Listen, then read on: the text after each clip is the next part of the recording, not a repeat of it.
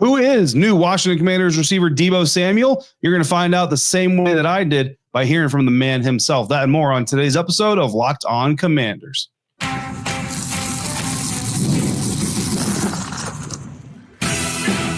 You are Locked On Commanders, your daily podcast on the Washington Commanders. Part of the Locked On Podcast Network, your team every day. And welcome inside today's episode of Locked On Commanders. I am your host, David Harrison, here with you every Monday through Friday, although we did miss Wednesday, had a little bit of a family thing going on. Sorry for that. But we were usually here Monday through Friday. Your friend, your eyes, your ears on the ground, covering the Washington Commanders, doing that for Sports Illustrated's CommanderGameDay.com, also for WUSA9.com. Locally, I want to thank you for coming through today. In this episode, you are going to hear from Washington Commanders receiver Deebo Samuel for the first time. However, we're also going to talk about expectations for another new Washington Commanders receiver, and we're going to answer some more mailbag items talking about the defensive line logjam as the Washington Commanders have filled their defensive line group to the brim. I want to thank you for coming through today. Everydayers, those of you who come through every single day, I want to thank you for doing that. Anybody out there, if you're not already subscribed for free on YouTube or wherever you're listening to today's episode, please do so right now. If you're new to the show, thanks for finding us. I'm glad you found us. Hopefully you enjoy it. Hopefully you like it. And hopefully you come back again soon. Today's episode is brought to you by Game Time. Create an account, use the code LOCKEDONNBA for $20 off your first purchase. Terms apply. Download Game Time today. What time is it? Game time. Deebo Samuel, new Washington Commanders wide receiver, met with us, the media, for the first time on Thursday afternoon. It was a good conversation. It was pretty much everything I expected it to be from Deebo Samuel, just from talking to him when he was coming out in the NFL draft and just seeing, from time to time, press conferences, clips, things like that, interview clips like that, just throughout the years. Deebo Samuel coming to the Washington Commanders from the San Francisco 49ers via trade. The Commanders sending a 5th round pick to the 49ers in exchange for the talented wide receiver. So let's start off here. You're going to hear from Deebo. These are clips from the press conference video, courtesy of the Washington Commanders. Greatly appreciate them for recording, broadcasting, and doing this. I know that they streamed the interview to Twitter. So for those of you who don't have that or just haven't seen it, for a lot of you, this is going to be the first time seeing and hearing these parts of the conversations with Deebo. Let's start off with where this whole thing started. Deebo having a tough conversation with the leadership in San Francisco about him thinking it's time for him to move on. Man, it was tougher than what people think. I think in my appreciation post in San Francisco, one of the hardest things was walking in the office and talking to Kyle about this, just because, the relationship that we built over the time, 6 years. He was my coach at the Senior Bowl, so it's kind of like, he's always been a man of his word. And, it was a tough conversation for sure. But, at the end of the day, we both understood and, understood where I was coming from. I understood where he was coming from as well. So, and we got to this point now. So I think it's important there, guys, to really keep it in perspective of what exactly it meant when Deebo Samuel went to the San Francisco 49ers and said, listen, I think it's time for me to move on. I think a lot of times we on the outside of this thing tend to kind of over sanitize this thing. There's a very human part to this. And, Deebo going back with Kyle Shanahan, back to the Senior Bowl, obviously throughout his entire career, all those things. I think it's important. As he leaves one area, obviously he's going to come to a new area. And Deebo talked about how excited he is to not only request that trade, but get that trade and to be in Washington now. I was excited for sure. What I think I'm going to add is just, they already proven that, they can win. They won the NFC Championship last year. I'm just coming to add my little dog mentality and just contribute to the offense in any aspect they need me to.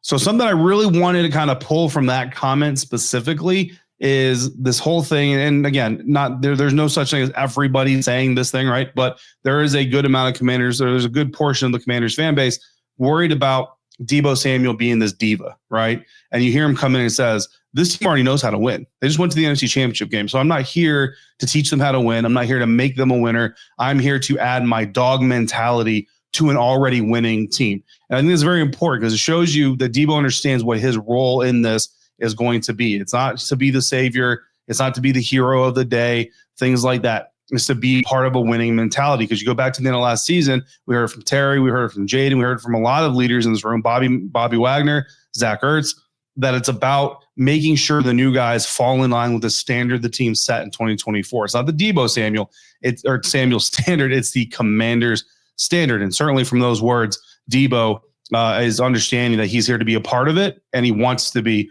a part of it. Why does he want to be a part of it? Well, here's why he wants to be a part of it. One, being in San Francisco, I like, winners. I like to win. I'm not one of your biggest losers. So they went to the NFC Championship. I've been knowing Adam Peters for a while, and I'm just like, and what's so crazy is kind of close to home than what people think. I was always out there in California. Some of my family live in Baltimore. They got a good team for sure, and they was just standing out. So everydayers, I don't know if you're going to pull from this. It's a very interesting conversation here. You heard Deebo Samuel say, "I'm not one of your biggest losers," quote unquote. Kind of took me back to the Myles Garrett situation, right? Where Myles Garrett, does all this pomp and circumstance. And look, I believed it. I bought it hook, line, and sinker, especially when he used his own general manager's words against him in public statements. That's a little bit of a blow. And then he goes ahead and takes the big payday anyway and stays in Cleveland. And I basically said, I said, he's okay being he's okay being the biggest loser, right? He's okay being paid a boat ton of money to continue to lose and go into the Hall of Fame, having never won a Super Bowl. Deebo is not happy with that. Deebo wants to win a championship. So you have to like that attitude. Of course, Deebo is asked about Jayden Daniels, right? Jayden Daniels' story of the year last year, largely in the NFL. Brandon Ayuk, Jayden Daniels' best friend, just so happened to be a teammate of Deebo Samuel. And as you would expect, there is a connection there as well. I was catching as much as possible. Brandon Ayuk is, Jayden's one of Jayden's best friends. So I kind of been watching him for a little minute now. Because, me and BA so close, but just to see him grow and just to see how well he played last year, I was just like, man, like, why not, So why not try to come over here and try to, help in any aspect that I can. Man, this was when he was at LSU. This was at LSU. That's all BA used to talk about. My boy about to win the Heisman. My boy about to do this. My boy about to do that. He won the Heisman. He came to the league and playing tremendously well. Like everything you said that was going to happen, it happened. And then finally, part of this whole situation, right? Some of you have asked me, "Hey, why haven't you guys had a press conference with Deebo Samuel yet?" Part of it was transportation, and part of it was that behind the scenes, Adam Peters and Deebo Samuel and his agent were working on a restructured contract. The Washington Commanders wanted to do right by the receiver. And what they did is they ended up converting a good chunk of his money to guarantees. But in turn, Deebo also did a favor, not so much in physical act, but just from an accounting standpoint, and allowed the Washington Commanders to spread out his contract. So Deebo was asked what it meant to him that the Washington Commanders, bringing him in on a non-guaranteed contract, went ahead and gave him some guaranteed money. That meant a lot. By not stepping on the field for this team, not meeting everybody in the building, it just kind of shows like what they think. And for me, on my end, it's just like, they put this much trust in me to do the things they did for us, my contract. Like, I can't come in here and let them down. Like, I got to give it my all. I got to, do all the things that I need to do to be the best version of myself when I come here. So we haven't had an opportunity yet to talk about this reworked contract, right? So right now, this rework, Deebo will count for $5.2 million against the 2025 salary cap this year. He'll earn just over $15 million in prorated guarantees. Now, understand this. Deebo's getting all of his money this year, or at least within the next 365 days. But the accounting for it, that's the important part. How the Washington Commanders have to be held accountable for it, that now gets to be spread out at least between this year and next year. So this year, again, $5.2 million. Next year, if Deebo Samuel is not extended, does not get a new contract from the Washington Commanders before the money comes due, then next year, the Commanders will be on the hook for $12.3 million in dead cap. So that is the cap figure they may have to deal with in the future. If they extend him or sign him to a new contract, then all that money can get worked into that new contract, and all those void years don't necessarily have to come to roost into a bunch of dead money. So the bottom line is, again, $5.2 million this year against the cap, $750,000 roster bonus, $200,000 workout bonus, $1.17 million in base salary. And then finally, final clip I want to show you from the Deebo Samuel video or interview is that Deebo is always going to be Deebo. Tremendously. With times come growth. You learn from your mistakes. You learn from a lot of things. So, I always try to be myself. I'm not going to never, be somebody, like try to be somebody else. I'm always going to be myself, whether it's ups, whether it's down. Like, I'm never going to be somebody I know I'm not. So that is Deebo Samuel. It's not the entire interview, it's not the entire press conference, but it is kind of the main points. I think we're going to talk a little bit more about what he said, but we're also going to talk about another new Washington Commanders receiver, one that was signed on Thursday, former Dallas Cowboy receiver Michael Gallup coming in to the squad. That's coming up next on today's episode of Locked On Commanders, part of the Locked On Podcast Network, your team every day. Today's episode of Locked On Commanders brought to you in part by Upwork. And Upwork is all about scaling your business, and scaling your business requires the right expertise at the right time. Well, with Upwork, you can find specialized freelancers in marketing, development, design, and more, experts ready to help you take your business to the next level. Upwork gives businesses flexibility by connecting them with top freelance talent across multiple industries, including IT, AI, web development, and marketing. Whether you need extra hands for a project or a long-term partner, Upwork makes hiring simple and affordable. You can find the right talent. If you need help with a marketing campaign, Upwork can connect you with a freelance expert that delivers incredible results. Makes it fast and easy to hire. You can post your job for free. It's simple. And within a day, multiple qualified candidates will be there for you to choose from. And it's cost effective. Instead of hiring full-time, Upwork helps you find affordable top-tier freelancers to scale your business efficiently. So go to Upwork.com right now.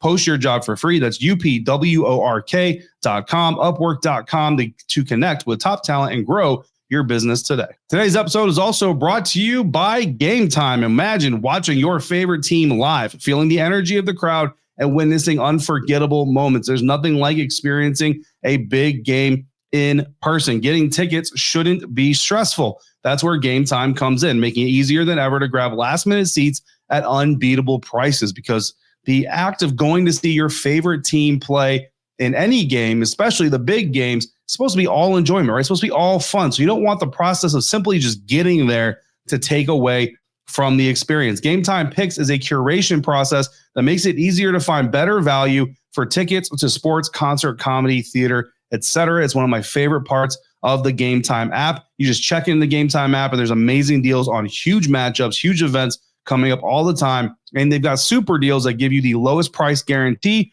or Game Time will credit you 110% of the difference. So take guesswork out of buying tickets with Game Time. Download the Game Time app, create your account, and use the promo code LOCKEDONNFL for $20 off your first purchase. That's LOCKEDON NFL for $20 off. Download Game Time today. Last minute tickets, lowest price guaranteed.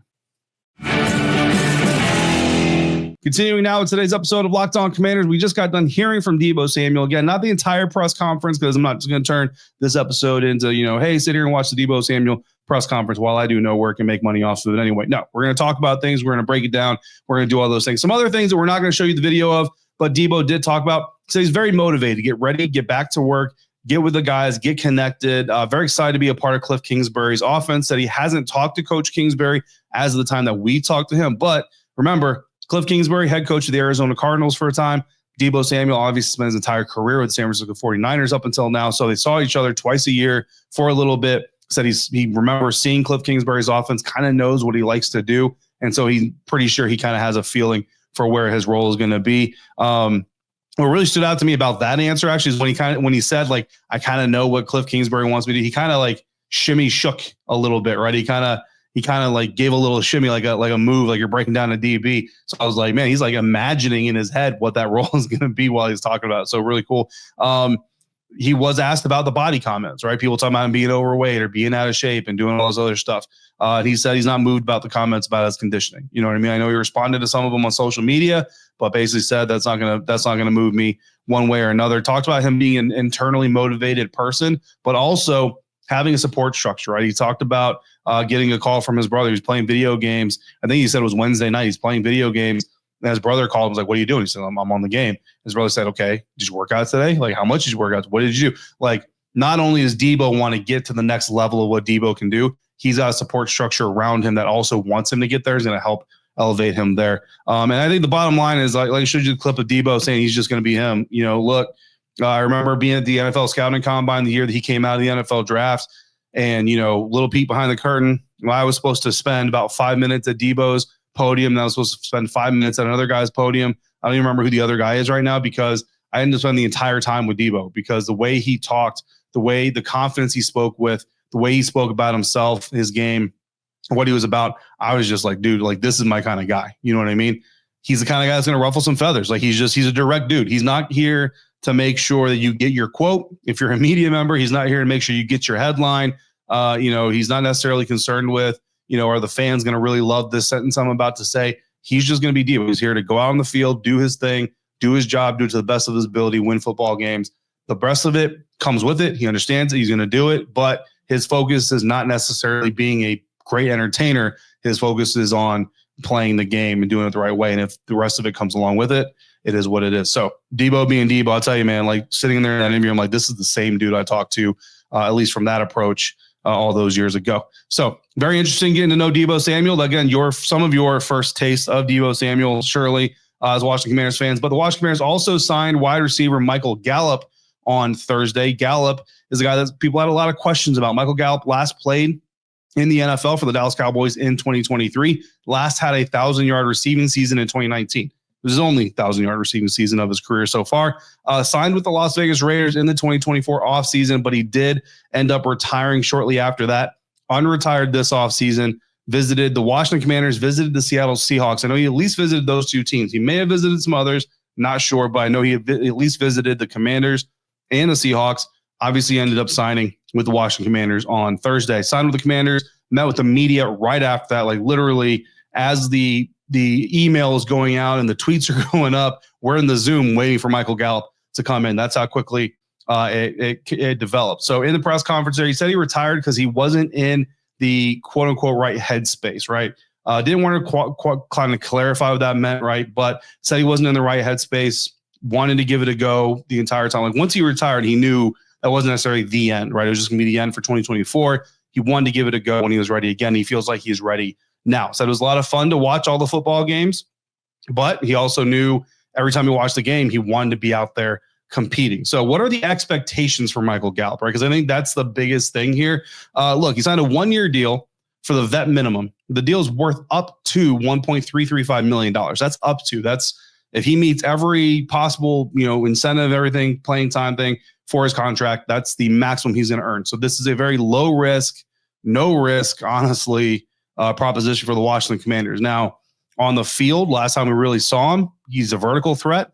Didn't really quite look the same. He tore his ACL in 2021. Since then, hasn't really looked the same or didn't look the same for the couple of years after that. And then obviously sitting out 2024. I saw JP Finley of NBC Sports kind of give him the De'Ami Brown comp. I like that comp. I think that's a fair comp. But again, that doesn't guarantee him the De'Ami Brown role, right? Like last year, De'Ami Brown was behind Noah Brown, but in front of Luke McCaffrey.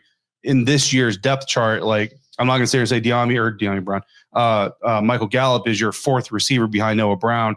Boom, automatically. I think he's going to have to come in. He's going to have to earn his spot, right? He's going to have to earn everything he gets. There's some situational stuff for him. Like he could very well be the fifth receiver on the quote unquote depth chart, but maybe get more reps than Luke because like they want to put some more speed out there, get some more deep shots going, things like that. So, it's kind of a fluid situation, but I see some people who are like, oh, I'd rather have a rookie than have this guy as the number 3 receiver. I don't think you should be pigeonholing Michael Gallup as being in one spot or not. You know what I mean? And honestly, depending on how these other guys perform and if they draft a receiver or whatever, there's a possibility Michael Gallup doesn't even make the initial active roster, right? Just turned 29 in March.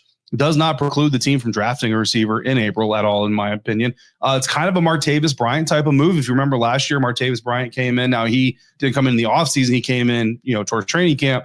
But I remember there were some people who were like, oh, like he might be your number 2. He might be like a really strong number 3. And I'm kind of sent back saying like, he kind of has to do something before I'm going to, even say he's going to make the active roster. Now, he did have very good showings in some of his preseason training camp opportunities, but still ultimately didn't make the active roster. I think Gallup has more potential to make the active roster when he's younger coming into this thing. He's not, as far removed from having last played in the NFL. Like all that stuff's going to help him as well. And I think that just his play style, again, if he's healthy, fits a Cliff Kingsbury offense really, really well. Could be a candidate to be a surprise free agent signing, right? Like I'm not deaf to the fact that the way I'm talking about Michael Gallup right now is kind of the way I was talking about Zach Ertz last year, except Zach Ertz was like, well, going to be a great leader, going to be coach on the field, coach in the locker room, all that stuff, but I'm not really sure what to expect from him on the field. Gallup is not going to come in and be a leader necessarily, right? Because you got Terry, you got Deebo, you got all kinds of people. That's not going to be rolled. But as far as like his on-field performance, I mean, Gallup could be the guy like this year's Zach Ertz from a play expectation in preseason versus play production in the regular season. So that's a very wide window, right? Like he could be the surprise free agent signing of the year. He could be a guy that doesn't make the roster depending on who they draft, if they draft, and all this other stuff, right? So there's just a very wide window. I wouldn't get too worked up one way or the other for what Michael Gallup is going to be. And again, we'll get Adam Peters, we'll get Dan Quinn as we get closer to the NFL draft and all that stuff. And if somebody asks him and maybe Adam Peters comes out and is like, nah, man, he's our number 3. Cool. If that's how they see him, great. But for a guy who hasn't played since 2023, a guy who was coming off an ACL in 2022, didn't look all as explosive as he used to in 2023, the last time we saw him play, I'm just not going to put a lot of expectation on him until we have a reason to. So that's the conversation with Michael Gallup. We've got a few questions that we are going to answer from our mailbag that we started on Tuesday. We'll do that to wrap up today's episode of Locked On Commanders, part of the Locked On Podcast Network, your team every day. The NCAA tournament is here, and so is the bracket breakdown. Locked On Podcast Network and Amazon Fire TV channels are teaming up to deliver NCAA tournament coverage like never before. Watch studio shows featuring former players and Locked On's local experts as they guide you through every upset, buzzer beater, and bracket matchup. Stream it all for free on Amazon Fire TV channel. Search Bracket Breakdown to see it all for free. It's your team every day. Wrapping up today's episode of Locked On Commanders, we're going to hit a few mailbag items before we get out of here. We're going to start with Dr. Wonderful, who came through and asked, stated and then asked, we've honestly signed way more D linemen than are going to make the team. Of the free agent D linemen we've signed and the D linemen holdovers from last year, which guy or guys don't make the team? So I'm going to do this a little bit backwards, actually. So defensive ends right now on the roster currently: Dorrance Armstrong Jr., Javonte Jean-Baptiste, Viliami Fehoko Jr., Andre Jones Jr., Cleveland Farrell, Jalen Holmes, Jake Martin, Dietrich Wise Jr. That's 8 defensive ends already on the roster before the draft. Defensive tackles: Deron Payne, Javon Kinlaw, Johnny Newton, Eddie Goldman, Norrell Pollard, Sheldon Day. That's 6 defensive tackles on the roster before the NFL draft. On the initial active roster for 2024, there were 5 defensive tackles, although John Ridgeway was one of them and he was eventually traded, and then 4 defensive ends. So if we use that as our framework, then if I had to pick the 5 DTs right now, I'd probably go with Deron Payne, Javon Kinlaw, Johnny Newton, Sheldon Day, and Eddie Goldman, which means that Norrell Pollard is the odd man out. The thing is, though, again, like I said, one of those DTs was traded. If you go back to Mock Draft Monday, I traded Deron Payne, but we also drafted a new D tackle, so kind of broke even there. D ends, if I had to pick 4 defensive ends, that's harder. I would go Dorrance Armstrong, Dietrich Wise, Cleveland Farrell, and Javonte Jean-Baptiste, right? Like he's your draft pick. He's an Adam Peters draft pick. Typically, those guys get a couple of years before they get moved. It's really tough without seeing all these guys on the field, obviously, but that leaves Fehoko, Andre Jones, Jalen Holmes, and Jake Martin on the outside looking in. I think perhaps Andre Jones, Jalen Holmes, Jake Martin could be practice squad options if that's the case. But like Jalen Holmes also is a guy that the team really liked last year. I know Andre Jones is still a holdover from the Ron Rivera era, so maybe this is where they cut ties with him. Jake Martin is a free agent they brought in. So yeah, I think Dr. Wonderful makes a really great point here. Like there's already a lot of D linemen on this roster, and D line still is like the number one need for a lot of people. I know some people have different number one needs, but even if D line isn't your number one need, it's up there. Robbie came through after the signings and trades. What are the needs that still have to be looked at? Speaking of needs. So for me, I think right now I've got D line, and you can combine edge or D tackle. Honestly, I've had both of them up there. O line, 1, you always want competition. 2, again, 3rd highest pressure rates, in the NFL. Not great. So if you can get some talent upgrades in there, you do that. Wide receiver, I don't think it's a bad group by any means, but long-term, how viable is it? I think there's a possibility there. Linebacker, life after Bobby plus rotational guys. We saw those linebackers get really tired last year. So you'd love to get some rotational guys in there to be able to take some of those snaps. Safety, I don't know if Will Harris is going to be a long-term answer. Quan Martin, I think, was really solid last year as a free safety. But again, is he going to be like your franchise free safety for years and years to come? If you don't know that answer is yes, then you have to give yourself the opportunity to go find new guys.